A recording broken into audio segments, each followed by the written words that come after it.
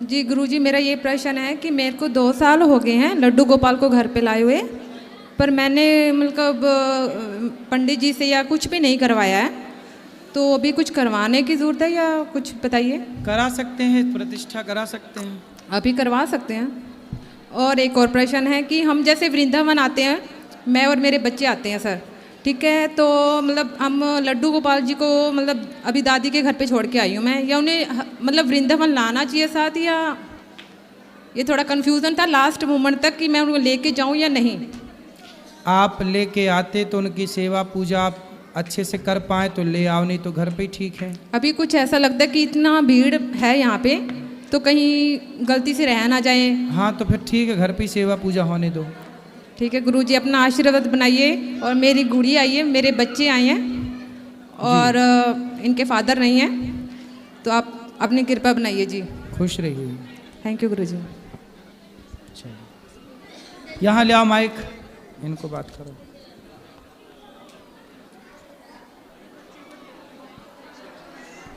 राधे राधे गुरुजी। जी गुरुजी, मैं खनौरी से आई हूँ, आपके दर्शन करने की बड़ी इच्छा थी मेरी। अच्छा, हाँ जी।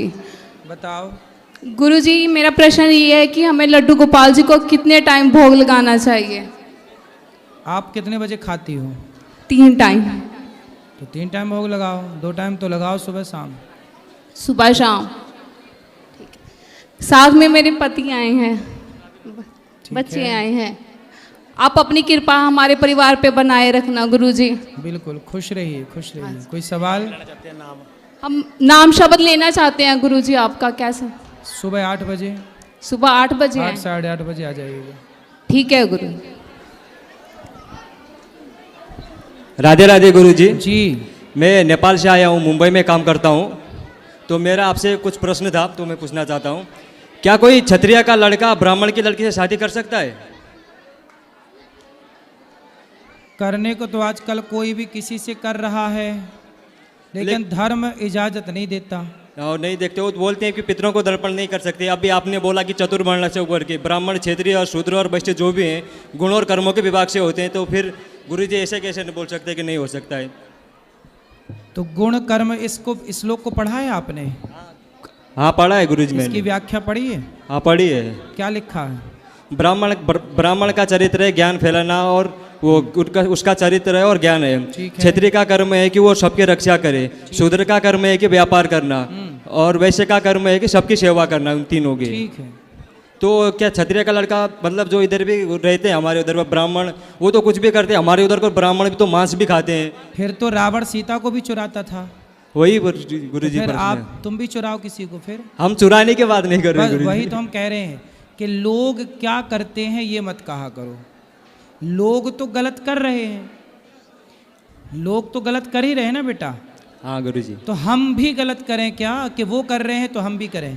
नहीं वो नहीं था गुरुजी। इसलिए हमारे जो परंपराएं हैं, ब्राह्मण का विवाह ब्राह्मण में हो, क्षत्रिय का क्षत्रिय में, वैश्य का वैश्य में, शूद्र का शूद्र में, तब जाके व्यवस्था बनेगी।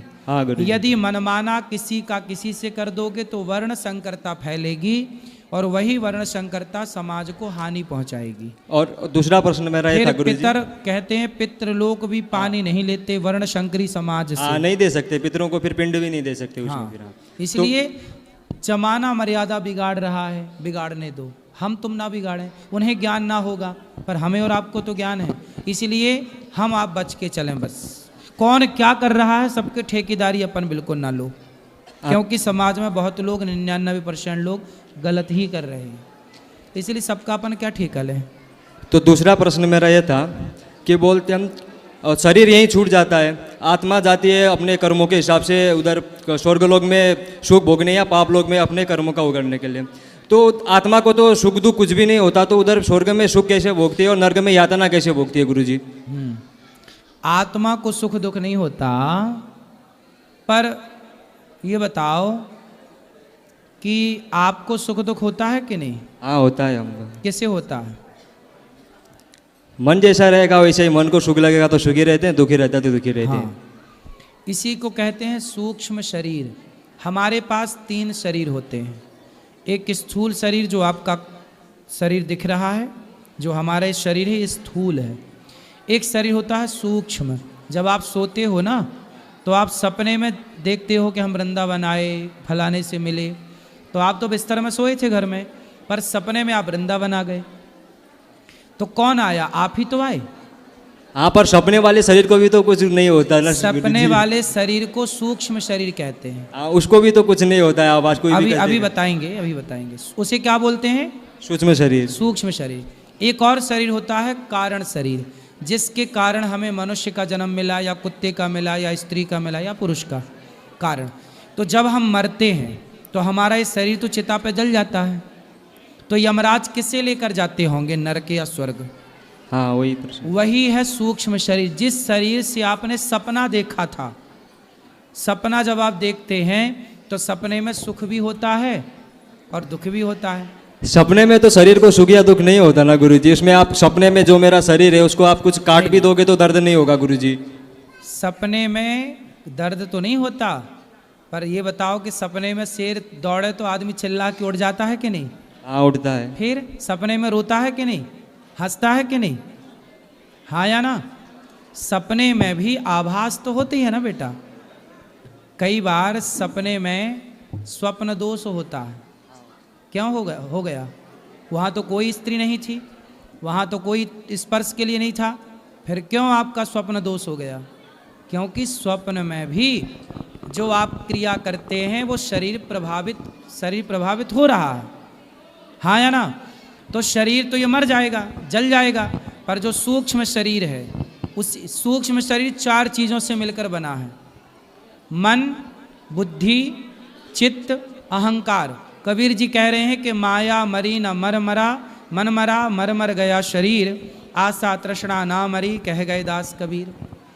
तो हमारा जो मन है वह मन ही यमदूत पकड़ कर ले जाते हैं, वही स्वर्ग नरक का भोक्ता बनता है। और जब अगला जन्म मिलता है आपको तो वही सूक्ष्म शरीर लेकर आप फिर पैदा होते हैं। ये शरीर बदलता है पर सूक्ष्म शरीर कभी नहीं बदलता। तो एक और लास्ट प्रश्न था मेरा गुरुजी। जो भी महिलाएं हैं तो उनका मानसिक धर्म होता है, तो उसमें उनको अपवित्र क्यों बोला जाता है गुरुजी? अपवित्र नहीं महिलाओं का बोला मानसिक जाता। धर्म होता है जो अपवित्र नहीं बोला जाता। हमारे उधर वो पूजा नहीं कर सकते, खाना वाने को छू नहीं सकते कहीं भी। ऐसा है ना, उसका बेटा एक साइंस है, विज्ञान, समझते हो ना? हाँ, समझते हैं गुरुजी। आज के 100 साल पहले क्या पक्के घर होते थे? नहीं होते थे गुरुजी। आज के 100 साल पहले जंगल बहुत थे, और जंगल में भेड़िया थे, शेर थे, और हिंसक प्राणी थे, पशु पक्षी थे या नहीं थे गुरुजी? थे। उस जमाने में महिलाएं जो हैं आज की तरह ना, जैसे स्त्रियां जब मासिक धर्म आता है तो आज ना बहुत सारी व्यवस्थाएं हैं मासिक धर्म को, वो ब्लड जो निकलता है उसे रोकने के लिए। उस जमाने में ना पहले ऐसी सुविधाएं नहीं थी। क्या होता था कि महिलाएं कपड़े का प्रयोग करती थीं आज के 100 साल पहले मासिक धर्म में, रक्त के संचार को रोकने के लिए कपड़े का। फिर वो कपड़ा कहीं ना कहीं धो करके सुखाती थी, तो जो भेड़िया होता था या हिंसक प्राणी होता था, पशु पक्षी, वो खून की गंध कई किलोमीटर दूर से पा जाता था। तो जैसे ही महिलाओं को मासिक धर्म आया तो वो महिलाओं के जो खून निकला उस खून की गंध से वो आ जाता था और महिलाओं को अटैक करता था। इसलिए हमारे पूर्वजों ने कहा कि जब मासिक धर्म आए तब तुम्हें घर से बाहर नहीं निकलना है, तो गुरुजी मंदिर नहीं जाना है, उस समय कार्य नहीं करना है, ठीक है? इसलिए रोक दिया गया। उस समय महिलाओं को दर्द भी होता है कमर में, पेट में, पीठ में, तो आप रेस्ट करो 4 दिन 7 दिन जो भी हैं। अब रही बात पूजा की, तो पूजा आप बिस्तर पर पड़े पड़े मासिक धर्म, उस समय भगवान का स्मरण करते रहिए। भगवान का स्मरण करने का थोड़ी मना किया है, भगवान का चिंतन तो आप किसी भी हाल में कर सकते हैं। भगवान को स्पर्श नहीं करना, उसकी भी एक मर्यादा है। जब मासिक धर्म होगा तो स्त्री अस्वस्थ होती, उस समय स्वस्थ नहीं होती, वो दर्द से प्रताड़ित होती है। उस समय उसका मन पूजा में लगेगा ही नहीं। तो उसके लिए कहा कि भाई तुम्हारा मन लगना ही नहीं है तो आप पूजा ना करो, चुपचाप बैठ के केवल कमरे में भगवान का ध्यान करो। तो उस समय ध्यान की है, स्पर्श की पूजा का विधान नहीं है। ये सब चीज़ें बहुत साइंटिफिक हैं उस जमाने ये सब आज थोड़ी बन गई, आज तो सब चीज़ों की व्यवस्था हो गई है। आज के 100 200 साल पहले महिलाएं कांच लगा के साड़ियाँ पहनती थी। आज भी महाराष्ट्र में स्त्रियाँ साड़ी को कांच लगा के पहनती हैं। ठीक है, आज जो प्रयोग चलते हैं स्त्रियों के लिए, ये पहले नहीं था। पहले अलग